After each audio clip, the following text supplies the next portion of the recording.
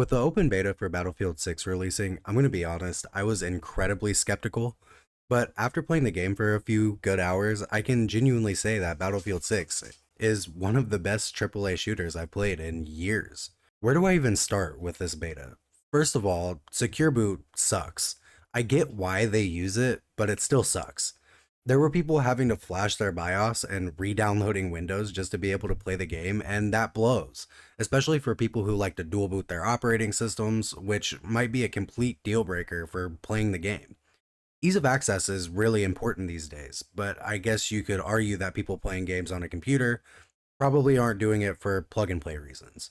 I just hope that the amount of work some of us have had to do to get Secure Boot enabled is enough to keep hacking at bay, but it's Battlefield, so we'll see.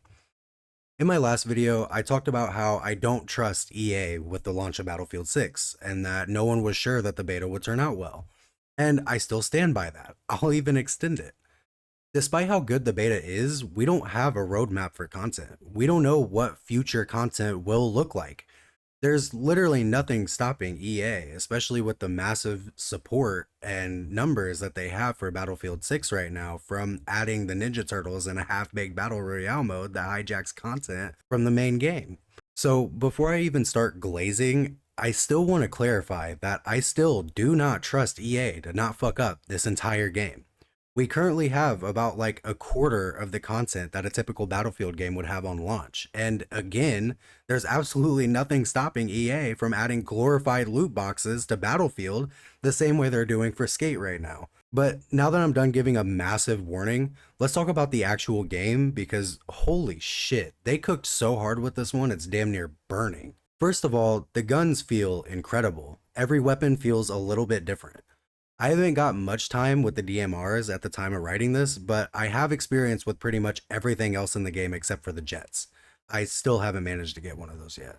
Anyways, the guns feel great. Personally, I really like the way recoil is in this game. You don't feel like an 18-year-old Texan who just bought their first AR-15 to take for high school pictures.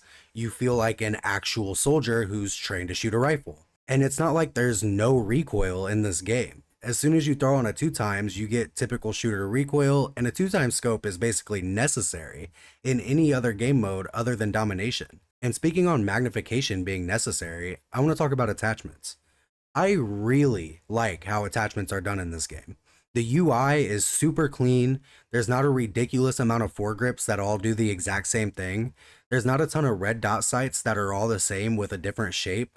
It's a simple system, but not so simple that you're devoid of choice. We don't really know how metas will shape in this game, but the way it is right now, I really enjoy it.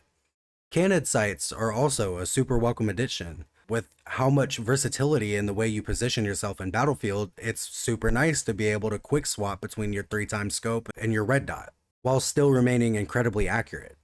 I didn't hate the plus system from 2042, but this is a much more welcome change. Although I found the binding for it on controller to be a little bit funky, but I could also just change that or use keyboard and mouse, so honestly it's just a skill issue on my part.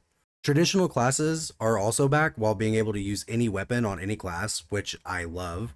I've had more fun blowing up the tanks and jets and helicopters more than actually getting into infantry fights, but just because I'm playing engineer doesn't mean I need to avoid certain infantry fights. I love having that freedom of choice. And I also really like that they made sure to add a class lock to game modes that if you don't like that change, you don't have to play it. It's the super cool little things like that that makes this entry feel cared for and alive. Conquest is still just Conquest, but it feels a lot more dense this time around. A lot of the maps we have, at least right now, are very infantry focused, with Liberation Peak being the only map that even has helicopters and jets as an option. But vehicles do feel a lot more crucial, so I wonder if the other two maps that we got were just meant to capture a more chaotic infantry-based playstyle that might farm new players better, but that's just my thoughts. The map design for what we see right now is pretty good. I really like the focus on urban combat. Fighting in dense cities will always be a favorite part of Battlefield for me.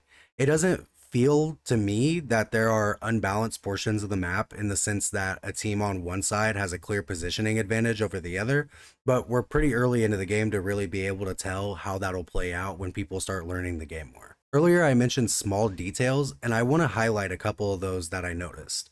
Instead of the typical big blue-red square to highlight a captured area, there's a small line of paint along the edges of the point that change colors depending on who holds it, which you can also just disable in the settings if you don't like it. When you shoot down a chopper, instead of just breaking apart like Legos, it'll actually do a tailspin and explode when it hits the ground. All the animations for like everything in this game just hit super hard. Even incredibly tiny details like moving your gun to ADS for a shot is incredibly smooth and natural looking. A guitar riff plays when you rank up like in old Call of Duty games, a post-match screen that actually isn't completely useless. There's just so many extra details in this game that other AAA games in the market have overshadowed, and it just makes the game feel a little extra loved. It really feels like at least the developers really care about this game. It feels like the guys at DICE are hungry again, and it shows. Breakthrough as an Insurgency player just kind of feels like home. It's even more dense, it's even more insane.